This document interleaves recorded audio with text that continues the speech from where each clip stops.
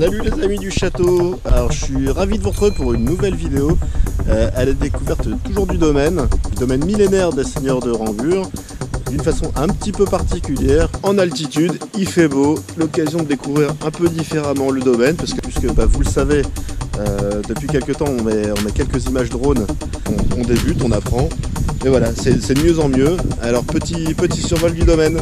Il y a un petit drone ID37, le drone ID37 qui est un petit drone compact et léger, plutôt pas mal résistant au vent puisque les capteurs font qu'il se stabilise assez bien.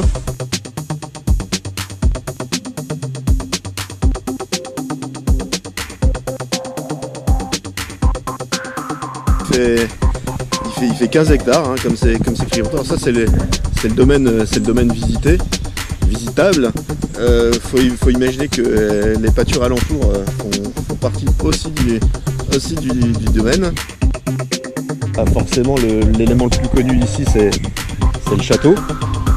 Il fait 34 mètres de haut, quand même à la pointe de la tour de guet. 29 mètres 70 de côté, très exactement, il s'inscrit dans un carré parfait.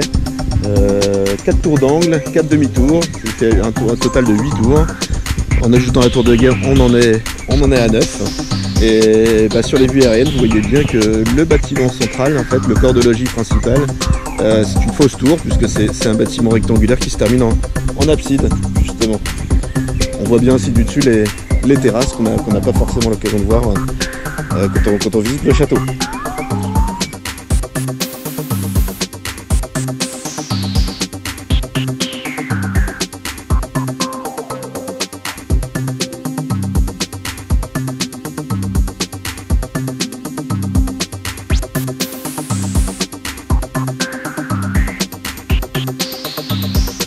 Les communs, on a une base du XVIIe siècle, hein, au niveau des communs. Ils ont été régulièrement refaits et agrandis. Le dernier gros agrandissement, c'est le 19e siècle, partie de nos travaux de restauration actuels en fait. À l'extérieur, justement, si on traverse la route, on a le bûcher, qui est le seul bûcher de France inscrit au monument historique, inscrit à l'inventaire des monuments historiques, pardon. Et un bûcher c'est quoi? Parce qu'on me demande souvent. Un bûcher c'est tout simplement un séchoir à bois. Je pense qu'on fera une petite vidéo, un de ces quatre dessus pour le voir plus en détail.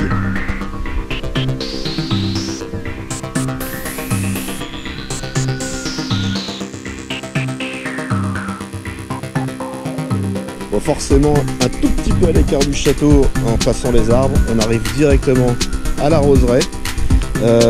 Qui est un clos de 3200 mètres carrés, dans lequel on peut trouver quand même plus de 500 variétés de rosiers réparties en à peu près 3000 pieds sur l'ensemble du domaine.